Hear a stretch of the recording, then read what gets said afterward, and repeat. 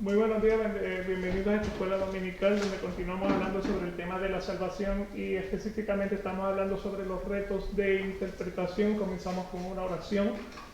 Padre, te damos gracias por este día, te alabamos, te glorificamos, bendecimos tu santo y precioso nombre. Grande eres sobre todas las cosas, Señor. Tú eres Dios y a ti queremos adorarte, queremos honrarte. Gracias, Señor, por tu Hijo Jesucristo que murió por nosotros en la cruz del Calvario. Gracias por tu Espíritu Santo que nos enseña todas estas cosas, nos redarguye y nos mantiene, Señor, en santidad para ti. Te pedimos que hoy abras nuestros corazones, nos permitas entender las cosas grandes y ocultas que tú tienes para nosotros, para gloria y honra de tu nombre. Te damos gracias. Amén. Amén. Gloria a Dios. Así que estamos hablando entonces sobre la salvación, estamos hablando sobre los retos de interpretación. Y específicamente pues hemos tratado varios retos de interpretación. Primero, se pierde la salvación solamente para aquellos que la rechazan. Segundo tema, después de ser salvado puedes perder la salvación y realmente no la puedes perder porque el que da la salvación es el Señor y el Señor no se equivoca. Tercer reto de interpretación que estamos mirando. Vimos entonces, estamos en el bautismo, es el bautismo de carácter salvífico. Solamente el bautismo en Jesucristo es el bautismo salvífico y ese es el que se obtiene cuando uno cree, cuando uno se arrepiente, cuando uno confiesa a Jesucristo. Y entonces nos quedamos, o vamos a comenzar entonces a tratar el tema de la Santa Cena. Y nuevamente hay quienes piensan que practicar el bautismo, practicar la Santa Cena son suficientes para la salvación. En la experiencia personal, yo fui bautizado de infante. A eso de los 8 o 9 años de edad, tomé la primera comunión y honestamente yo no sabía lo que estaba haciendo. ¿Tú eres la católica? Mi mamá, viene de ese fondo católico. Entonces, pues, eso fue exactamente lo que a mí me enseñaron. O sea, que yo realmente, pues, yo cuando íbamos a tomar la Santa Cena, pues yo lo que había era un murmullo. Entonces yo murmullaba porque pensaba que esa era la oración que yo tenía que estar haciendo.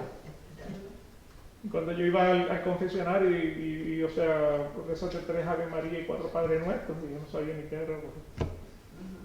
Yo tengo una experiencia con mi hermano, el que me sigue a mí, cuando fue a hacer la comunión, lo estaban preparando. En el pueblo había un cura que era muy famoso, que decían el Padre Bicho. Y entonces él oía hablar mucho del Padre Bicho y que el Padre Bicho. Y cuando le fueron a preguntar, ¿a quién va a recibir usted cuando reciba la comunión? Dijo, al Padre Bicho.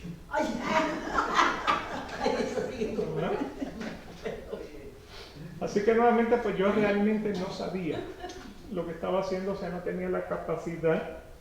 Si bien las niñas son más maduras que los niños, las mujeres son mujeres maduras. Bueno, en aquel tiempo éramos niños todos. Infantes, estamos hablando de realmente, pues, vuelvo y les destaco, yo no sabía lo que yo estaba haciendo, ni sabía por qué lo estaba haciendo. A pesar de que pasé por una clase de primera comunión, o sea, pasé por los libros sin saber qué pasaste. Exacto. Me pasé por la escuela y solamente fue para la foto del anuario. Así que nuevamente, pues, hay quienes piensan que practicar el bautismo y la Santa Cena son suficientes para la salvación, o sea, que la base de la fe es si te bautizas y si tomas de la Eucaristía, entonces entras en ese periodo de la santificación y por tus obras es que te ganas la justificación. Eso es lo que hemos estado viendo en los retos de interpretación. Con la Santa Cena, nosotros lo que estamos haciendo es lo mismo que con el bautismo. Estamos haciendo un anuncio de que Jesús murió por nosotros y que Él nos prometió que Él volvería. O sea, eso es lo que estamos haciendo, anunciando que Jesús murió y que Él va a regresar por su iglesia. Y eso lo podemos confirmar en 1 Corintios 11, 23 al 26, donde dice: porque yo he recibido del Señor lo mismo que os he enseñado, que el Señor Jesús, la noche que fue entregado, tomó pan. O sea, ¿por qué no tomó una arepa? ¿Por qué no tomó una tortilla? Porque en ese tiempo pactos se hacían con pan. O sea, dos personas que iban, o sea, como no había Home Depot, no había Office Depot, no había Office Max, no podían sentarse y escribir un acuerdo, pues entonces los acuerdos se hacían todos con pan. Y el maíz no se conocía. Eso iba a decir. Porque el maíz originario de América y en esa época no Claro. estaba allá. Tal vez si hubiese existido el maíz, lo hubiesen hecho con arepa, pues llenaba más. Sí. Y en ese tiempo, pues, o sea, los pactos eran el todo por el todo. O sea, si vamos al pacto de Dios con Abraham, donde le dijo pica los animales y pon las mitades frente a frente, entonces Abraham se sentó acá y el Señor entonces hizo un pacto con Abraham. No fue que Abraham hizo un pacto con Dios. Dios hizo un pacto con Abraham. Entonces, en ese tiempo, el tema del pacto con los animales era que ambas personas iban recorriendo alrededor de los animales y le decía el uno al otro: mira, todo lo mío es tuyo, todo lo tuyo es mío. Y si tú fallas en este pacto, mira esos animales, porque de la manera en que tú ves esos animales, así te voy a picar yo, si tú faltas a ese pacto. Claro que en el caso de Dios, pues fue la antorcha que pasó entre medio de los animales, o sea que fue un pacto unilateral, fue de Dios hacia el hombre, o sea, donde el hombre entonces no contribuyó en nada, porque Abraham hasta se había quedado dormido. No, y no cabía la negación tampoco. Pero voy a decir, yo no lo acepto. No lo acepto, sí. Así que nuevamente, pues, o sea, con el tiempo, pues entonces el pacto se hacía con pan y se hacía con vino.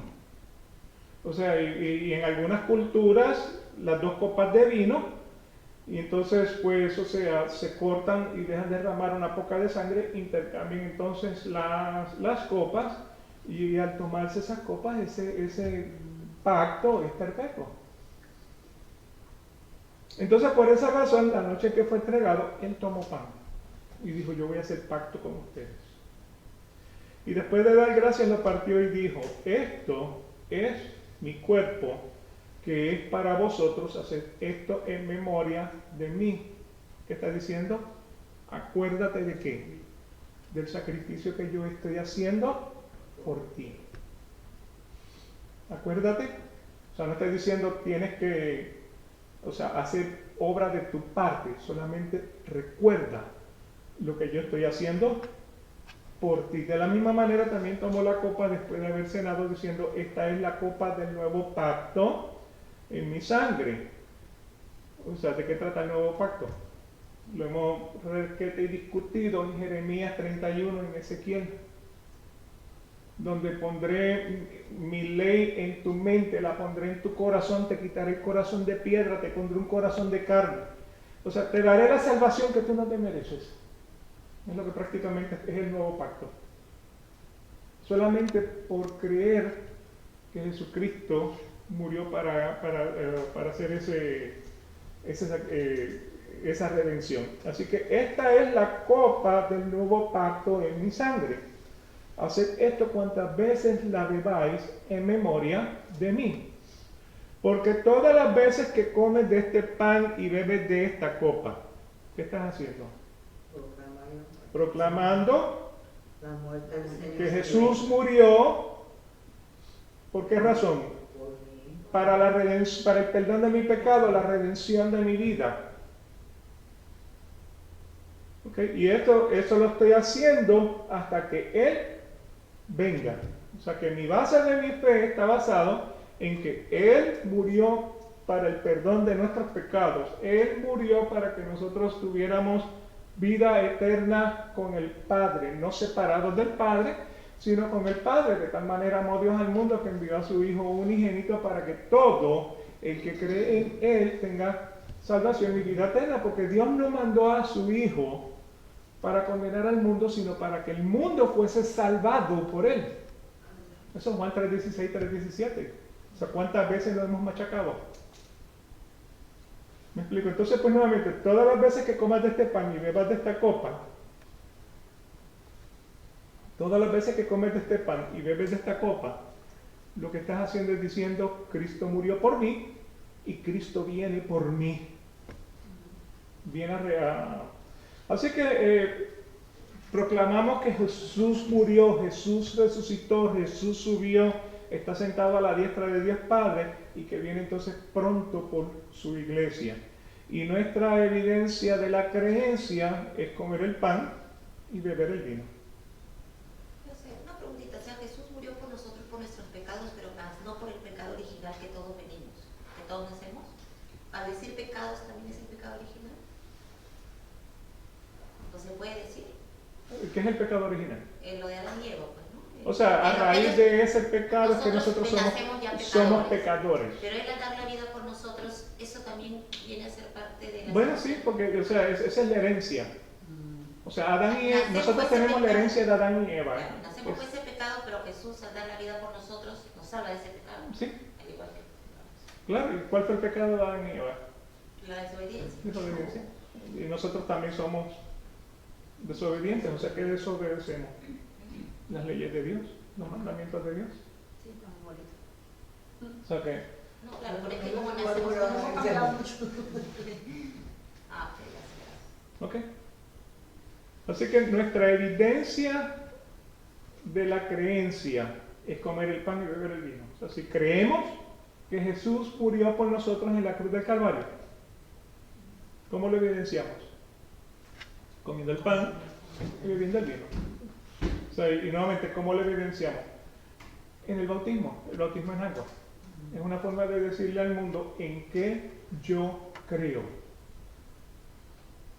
¿Okay? Entonces, por esa razón nosotros en la Iglesia Reformada no creemos que el bautismo y la Santa Cena sean de carácter salvífico, pero son ordenanzas del Señor que tenemos que practicar por el hecho de que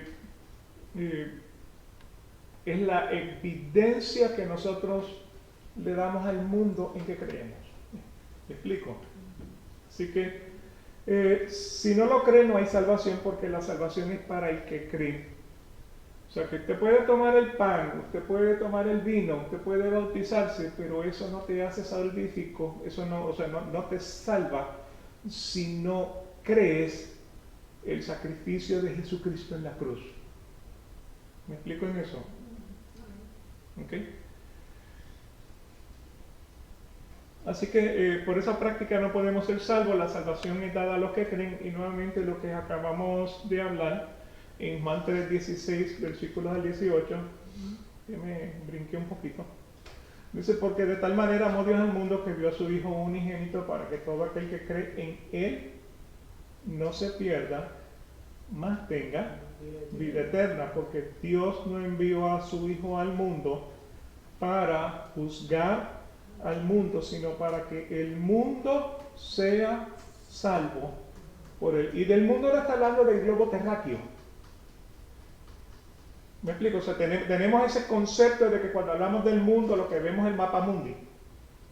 Que de nosotros. De lo que está hablando por mundo es de la sociedad que vive sobre la tierra. De los hombres. La forma de gobierno, la forma comercial, el intercambio comercial, la religión, etc. De eso es de lo que está hablando del mundo. O sea, el mundo también incluye la barra, la prostitución, o sea, incluye la drogadicción, el alcoholismo, me explico. Entonces por eso dice, estamos en el mundo, pero no somos parte del mundo. O sea, que para el que mira al mundo como la tierra, diría, pues, ¿cómo puedo estar sobre la tierra y estar fuera de la tierra? No, de lo que está hablando es de la sociedad que contamina. ¿Okay?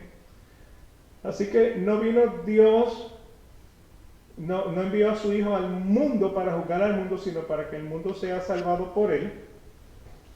Versículo 18, el que cree en él no es condenado, pero el que no cree ya ha sido condenado porque no ha creído en el nombre del unigénito Hijo de Dios. Lo que hemos hablado dentro de la misma iglesia. Muchos vendrán en ese día, Señor, Señor, pero en tu nombre sanamos enfermos y en tu nombre echamos fuera demonios. Y el Señor les va a decir, yo nunca te conocí. ¿Por qué razón? Porque eras incrédulo. No es que un día fuiste y dejaste de ser, es que nunca fuiste. ¿Perdón? Los que no creen en nada, peor. Peor todavía.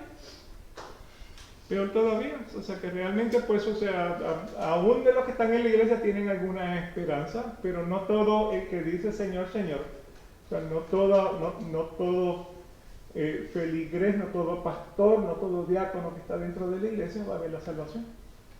Porque dentro de la misma iglesia tenemos personas que creen y personas que no creen. O sea que utilizan el nombre de Dios nomás para beneficiarse de para lo que les conviene. No hay de otra. Claro, para lo que les conviene. Okay. Así que nuevamente es importante el creer, o sea, hay religiones que tristemente establecen que, bueno, creer no es suficiente. Tú tienes que hacer obras. Y claro, o sea, por las obras seremos juzgados. Eso lo encontramos en Apocalipsis capítulo 20. En el día del juicio los libros serán abiertos. Y por nuestras obras seremos juzgados. Eso lo sabemos. O sea, cuando en Efesios capítulo 2, versículo 8, donde dice que la salvación es un don de Dios por gracia para los que creen, no por obra para que nadie se gloríe, y para estos que Dios ha salvado. Ese es el versículo 10 que realmente a veces como que no lo tocamos. El versículo 10 dice, los que son salvados, estamos hechos para hacer buenas obras. Por esa razón, cuando venga entonces la primera resurrección, los que son salvados ya han sido juzgados por sus obras, que son buenas obras que Dios preparó de antemano para las personas que son salvas. Los que no son salvos, los que serán condenados cuando lleguen entonces frente al trono, al juicio del trono blanco, los libros serán abiertos y serán juzgados por sus obras. O sea, por nuestras obras seremos juzgados. Por nuestras obras no nos salvamos. ¿Me explico? Entonces, por esa razón es que tenemos esa contradicción entre la justificación por las obras y la justificación por la fe. Nosotros lo creemos por la fe. ¿Ok? Así que, nuevamente, el que cree en Jesucristo no es condenado, pero el que no cree no es que nuevamente fue creyente y dejó de ser, simplemente nunca fue creyente, por lo tanto ya ha sido condenado, porque no ha creído en el nombre del unigénito Hijo de Dios. ¿Okay? Así que podemos ver entonces que salvación es para los que creen, y por el pan y el vino nosotros declaramos que o sea, el sacrificio de Jesucristo en la cruz, pero como el pan y vino sin creer necesariamente no te garantiza la salvación, ya que el pan y el vino no tienen poderes sobrenaturales, como lo establece específicamente la religión católica, donde dice pues ese pan se convierte en carne y ese vino se convierte en sangre. Eso es igual, yo sé que cuando una persona se confiesa con un sacerdote, yo te perdono, y le dice sacerdote, y ya la persona cree que está salva, Sí. porque no, ya, pero puedo empezar otra vez con más brío, pues, porque ya los pasados ya no he perdido cura hoy. Ave María y Sí, Padre nuestro. voy a pasar esta página. Sí. Así que nuevamente pues el único que salva es Jesucristo, el único que perdona pecados, porque nuevamente cuando los fariseos, una de las cosas que le reclamaban a Jesucristo era: ¿quién eres tú para estar perdonando pecados? Dice: solo Dios tiene el poder de perdonar los pecados. O sea, que él mismo se declaró que era Dios. Y yo sé desde cuándo habrá sido esa ley, ¿no? De que uno tiene que confesarse ante un padre, ¿no? Para perdonarse. La iglesia católica. Esa es la tradición. Pero esa ya viene de que se creó la iglesia ¿o qué? Sí. Lo que pasa es que la Iglesia Católica se basa su creencia en tres cosas. Número uno, la Biblia, para lo que le conviene. Porque si no le conviene, Está obviada. entonces la segunda pauta de la creencia es la tradición, por causa de que lo hicieron en el Antiguo Testamento, pues nosotros también lo podemos hacer. Y la tercera base de la creencia es el magistrado, lo que diga el magistrado, lo que diga el Papa es ley. Esté bien o esté mal. Claro, como que el Papa representa a Jesús, que está en la tierra, digamos, ¿no? Que ese es el trabajo del Espíritu Santo. O sea, puedes ver entonces ahora donde un hombre se está poniendo a la altura de Dios al decir, yo soy el representante de Dios en la tierra, cuando que el representante de Dios en la tierra es el Espíritu Santo. Y somos todos,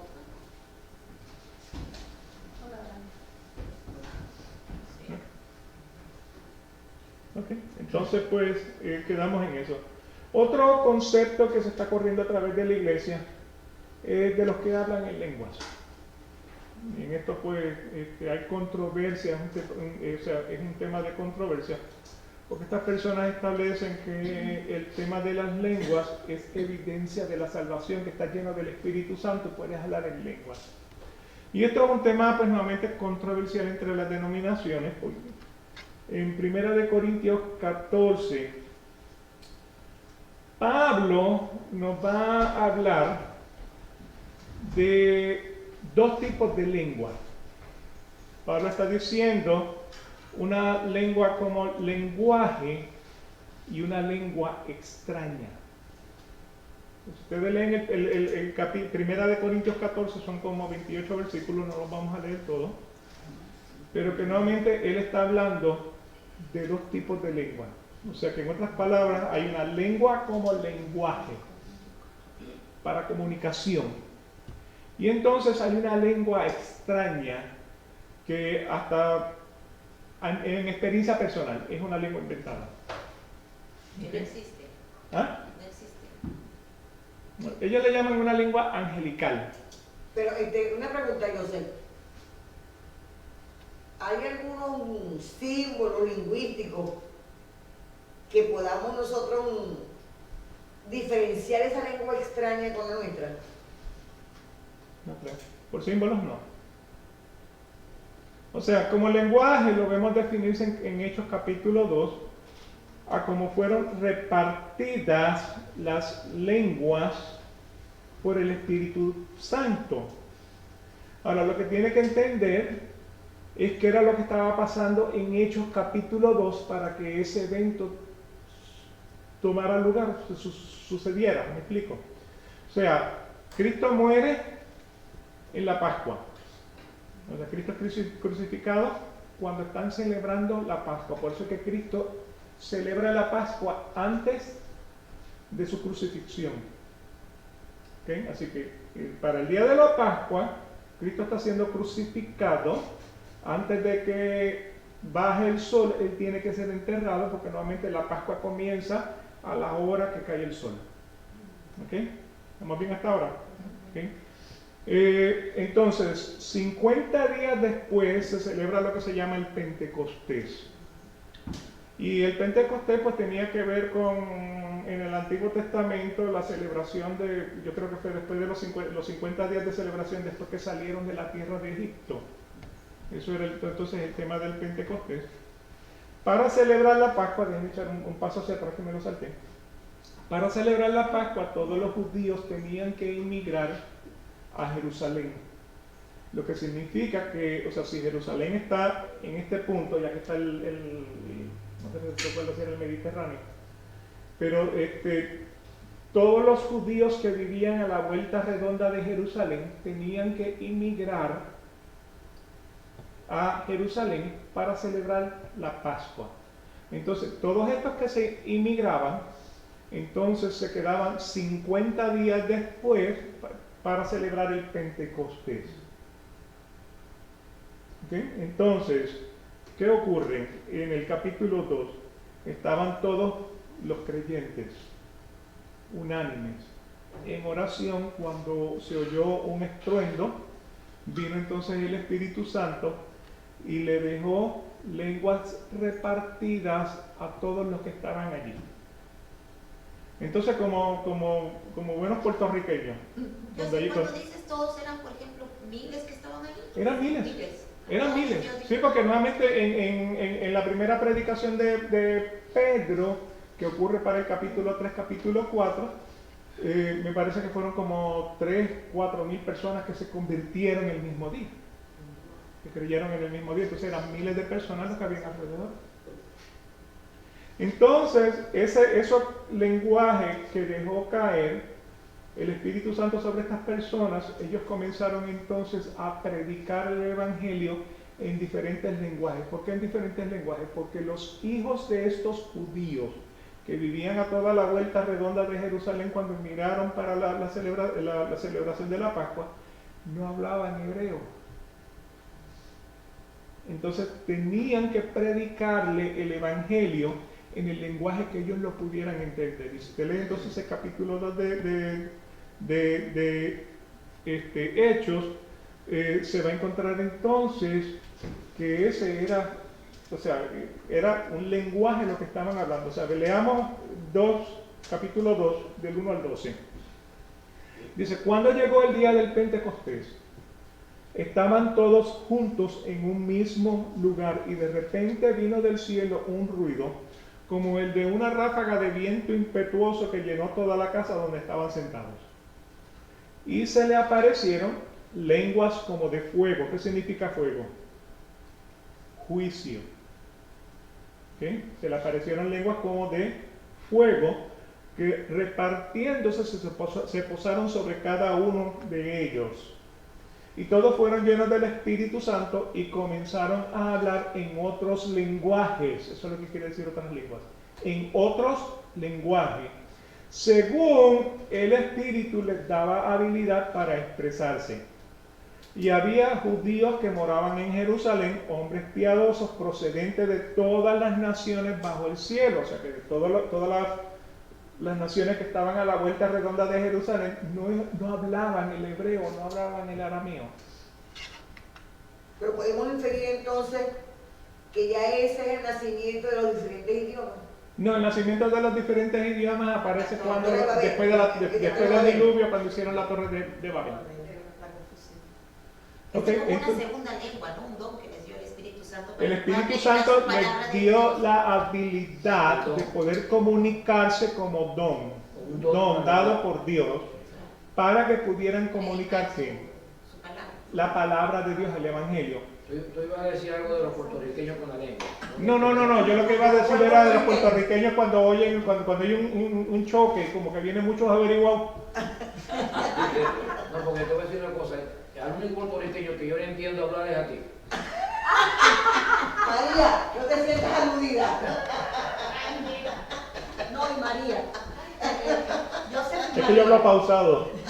Yo pongo la radio a veces en el carro y efectivamente no les entiendo nada. No sé, yo tampoco los entiendo, no te preocupes. Bueno, los cubanos también igual. Así que, versículo 6, al ocurrir este estruendo, la multitud se juntó y estaban desconcertados porque cada uno los oía hablar ¿en qué? En su propia lengua. En su propio lenguaje. Y estaban asombrados y se maravillaban diciendo, mirad, no son galileos todos estos que están hablando. O sea que ellos reconocieron que eran personas que no hablaban su lenguaje natural. ¿Cómo es que cada uno de nosotros los oímos hablar en nuestro qué? En nuestro propio lenguaje en el que hemos nacido, partos, medos y elamitas, habitantes de Mesopotamia, de Judea y de Capadocia, de Ponto y de Asia, de Frigia y de Panfilia, de Egipto y de las regiones de Libia alrededor de Cirene, viajeros de Roma, tanto judíos como prosélitos, cretenses y árabes, les oímos hablar en nuestro idioma de las maravillas de Dios. O sea, les estaban predicando, Dios les dio la habilidad de predicar el evangelio en el lenguaje que nos pudiéramos entender. Claro, yo sé porque no tendría alguien que no sabe, o sea, tú quieres predicar la palabra, pero en una lengua que tú no sabes.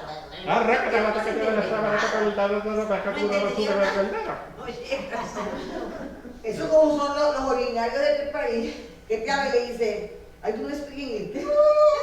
Ay, tú no speak English. Y te siguen hablando y no te entiendes nada. Entonces, la pregunta, entonces, el hablar en lengua significaría una persona que reciba el don de hablar un idioma que nunca ha aprendido antes. Sí, si tú tienes un ruso a tu lado, Ajá. si tú tienes un ruso a tu lado y tú no hablas ruso, pero Dios quiere que tú le prediques a este ruso, Él te da entonces la habilidad de hablar en ruso. Y ahí es la habilidad para entenderlo. Ahora, lo que tienes que entender es que en Rusia hay maestros de iglesias reformadas, de todas las iglesias, que pueden presentar el evangelio en el lenguaje ruso sin necesitar de mí que no hablo ruso. Ah, ya. O sea que por esa razón ese don, o sea, yo no estoy limitando a Dios a lo que puede hacer, Claro. yo solamente estoy diciendo que en cada país ya hay gente preparada para exponer el evangelio en el lenguaje que cada uno lo pueda entender. Exacto. Claro, era más hacia esa época. Pero en ese momento específico, como no había la manera de explicar eso de esa manera, Dios le tuvo que dar entonces el lenguaje a cada uno de los judíos para que pudieran entonces hablar en un lenguaje que era desconocido para ellos, pero era conocido para la audiencia que le estaba oyendo. O sea que no tiene nada que ver con el racataca, macataca, el Rita manda aquí. ¿Me explico en eso? Confunde. O sea que hoy en día eso está abolido. Hoy en día, pues nuevamente, yo no estoy diciendo que Dios no puede, yo estoy diciendo que en cada país ya hay personas que pueden predicar el evangelio en el lenguaje que cada uno de nosotros entendemos. Por lo tanto, como ya existe, pues entonces, ¿para qué Dios me necesita a mí para predicar en Rusia? Si Él no me ha llamado para ir a Rusia a predicar. Es cierto. Pero el día que me llame para ir a predicar a Rusia, pues entonces me va a dar entonces la habilidad de yo poder hablar en ruso. Claro. O un ruso en Estados Unidos. Ajá. ¿Ok? Así que nuevamente todos estaban asombrados y perplejos, diciéndose unos a otros, ¿qué quiere decir esto? Porque ¿qué fue lo que vieron? Una señal, vieron un milagro. Ellos mismos reconocieron cómo es posible que estos, personas que no tienen letras, que no han ido a la universidad, que no han vivido en mi país, puedan hablar mi lenguaje. Eso es lo que estaba pasando en ese capítulo 2. O sea, nada que ver con el racataca bacataca. Yo sé, esos fueron los apóstoles nada más. No, no sabemos exactamente cuántos habían, pero vemos en el capítulo 1 que habían, qué sé yo, como 200 personas. Pero lo que pasa es que eso fue el día anterior, no sabemos cuántos habían, o sea, no sabemos en el capítulo 2 cuántos habían exactamente. Sin embargo, o sea, cuando Pedro entonces va a predicar, Pedro predica en un lenguaje que todos le entienden. Entonces ese día se convierte en 3,000 o 4,000 personas. O sea que la exposición del Evangelio es para que se entienda, no es para, o sea, para que uno tenga un picnic espiritual. Es para todos. ¿Ok? Entonces, pues, según estos versículos, pues en el día del Pentecostés, los discípulos hablaron en un lenguaje que ellos no habían aprendido naturalmente para predicar las maravillas de Dios a los judíos que vivían en naciones vecinas donde el hebreo y el arameo no era su lenguaje natal. Entonces estos fueron señales y prodigios que el Señor habló a los discípulos en Marcos 16, versículos 15 al 18 y el 20, donde dijo: id por todo el mundo y predicad el Evangelio a toda criatura. El que crea y sea bautizado será salvo, pero el que no crea será condenado. Y estas señales acompañarán a los que han creído. En mi nombre echarán fuera demonios. Hablarán en nueva lengua. No es el racatacabacataca. hablarán en un lenguaje que los puedan entender. Es lenguaje. ¿Okay? Es lenguaje.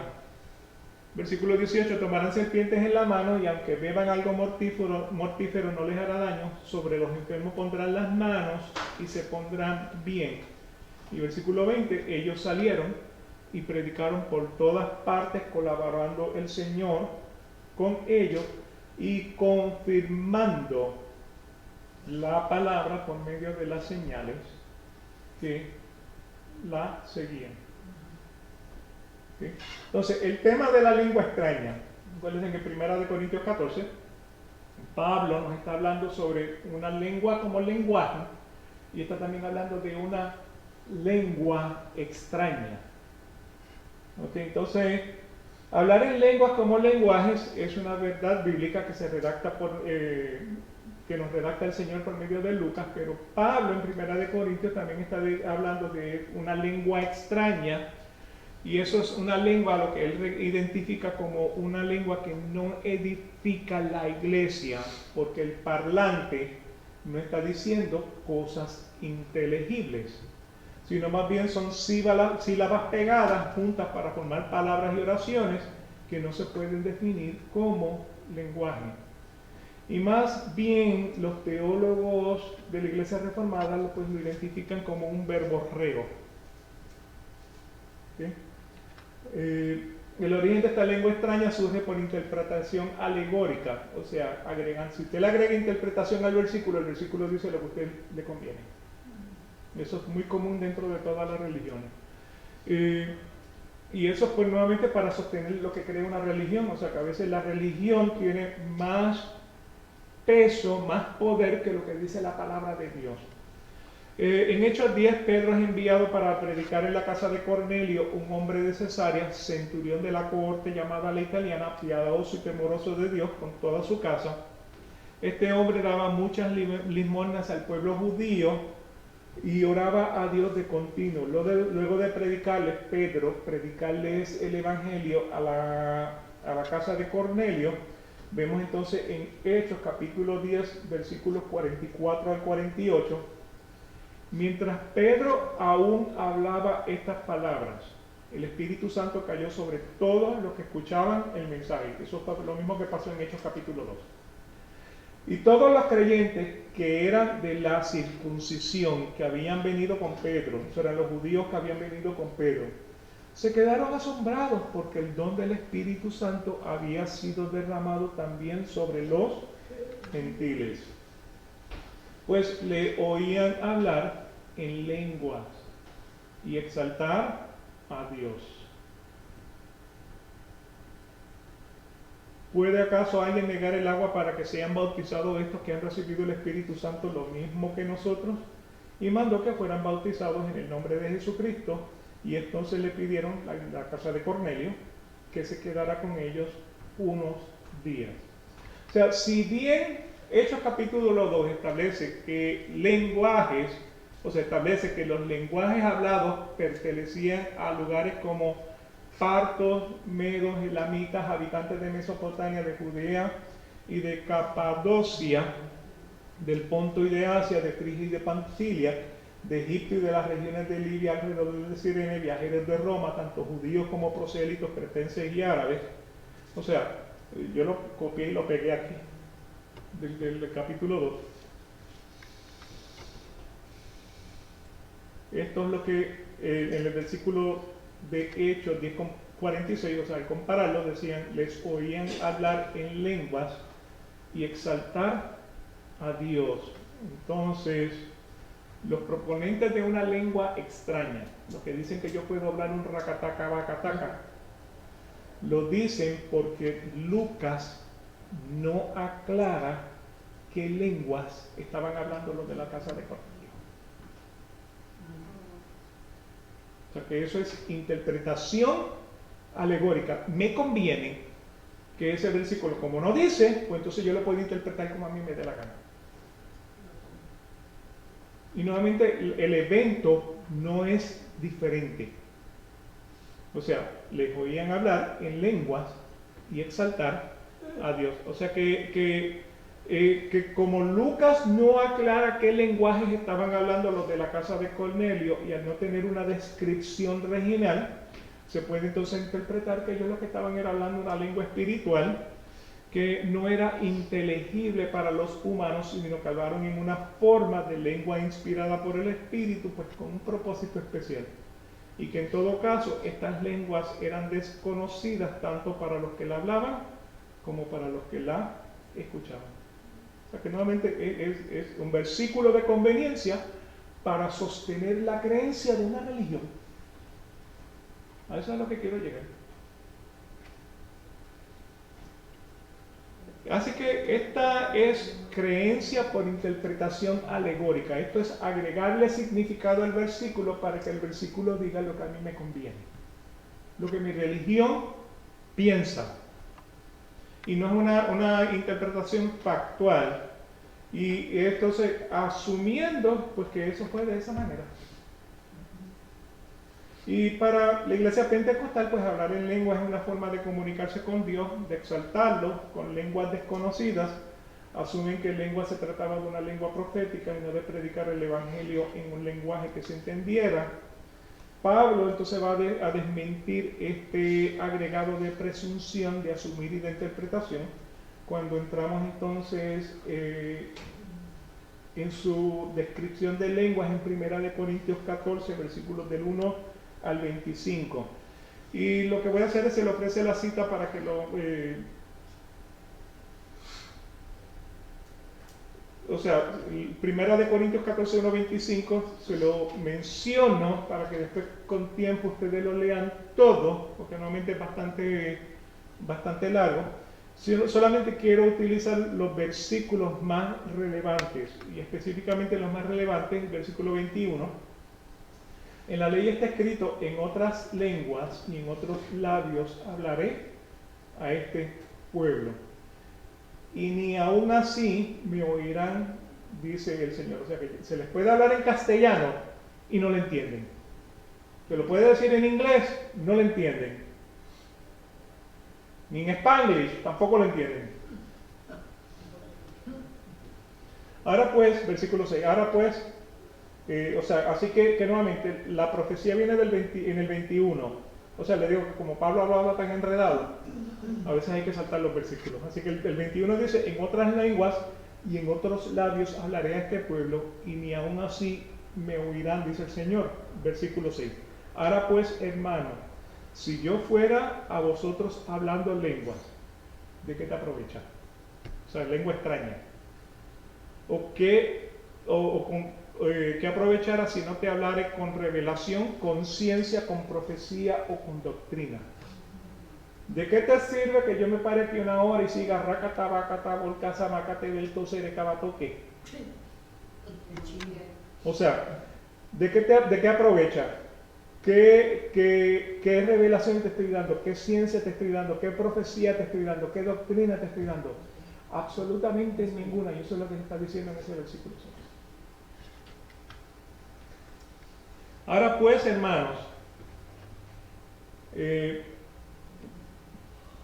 versículo 9, ya leímos el 6, versículo 9 que está la parte de atrás. Así también vosotros, si por la lengua no dieres palabra bien significante, ¿cómo se entenderá lo que se dice? Porque hablaréis al aire. O sea que el racataca, bacataca, de nada sirve, porque estoy hablándole al aire. Versículo 2, así también vosotros, pues que anheláis dones espirituales, o espirituales dones, procurad ser excelentes para la edificación de la iglesia. O sea, todos los dones que usted le está pidiendo al Señor sea para la edificación de la iglesia, no es para que usted tenga un picnic espiritual.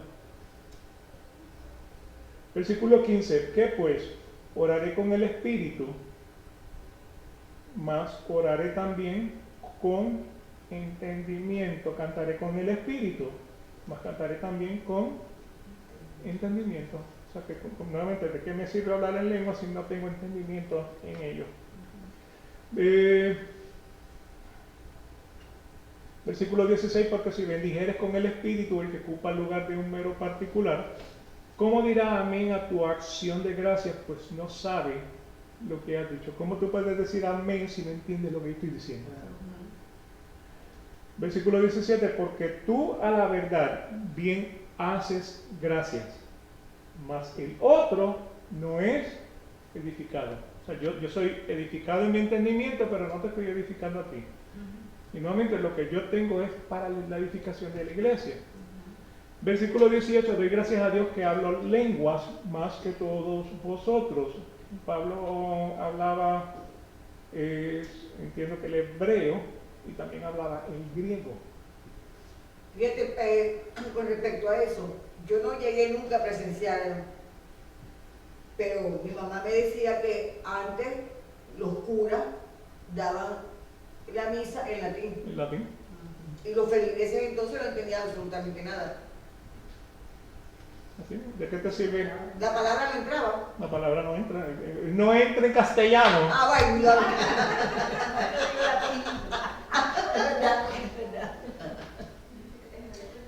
Así que yo doy gracias a Dios que hablo lenguas más que todos vosotros. Y supongo que él está hablando del arameo, del hebreo, del griego. Pero mire el resumen de esa disertación de los 25 versículos aparece entonces en el 19, que en la iglesia pero en la iglesia más quiero hablar 5 palabras con mi sentido para que enseñe a los otros que 10.000 palabras, y ahí entonces aparece lengua desconocida.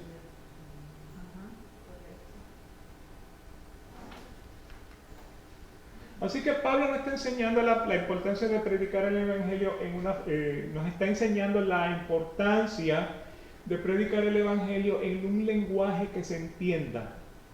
Y esto es porque es para la edificación de la iglesia, pero el hablar en lenguas desconocidas, el verborreo de algo inventado, porque nuevamente esa fue la experiencia mía, yo fui pentecostal 35 años. O sea, dentro de la iglesia pentecostal el problema que existe son los niveles espirituales. O sea que tampoco son bíblicos.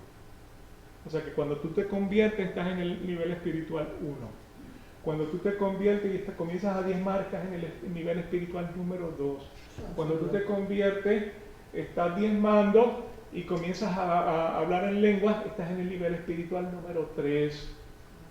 Y son como 7 niveles espirituales. Y yo sé, no le editan. Perdón, y los que hablaban en lengua supuestamente hablaban un idioma, una lengua y otra lengua y supuestamente se entendían. O sea, predicaban vuelvo y destaco. Cuando Dios quiere que yo te hable a ti en un lenguaje que tú lo puedas entender, porque tú no puedes entender mi lenguaje, entonces Dios me da la habilidad de yo poder hablar en tu lenguaje. Pero nuevamente cuando tú entras a una iglesia pentecostal y están todos tú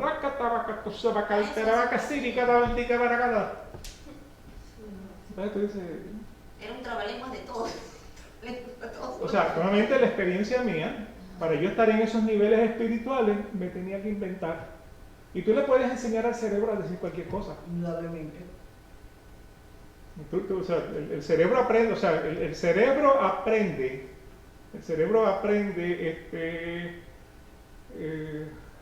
por hábitos. ¿A cuántos de ustedes se cepillan los dientes y están pensando el diente número 1, el diente número 2, el diente número 3, el diente número 2?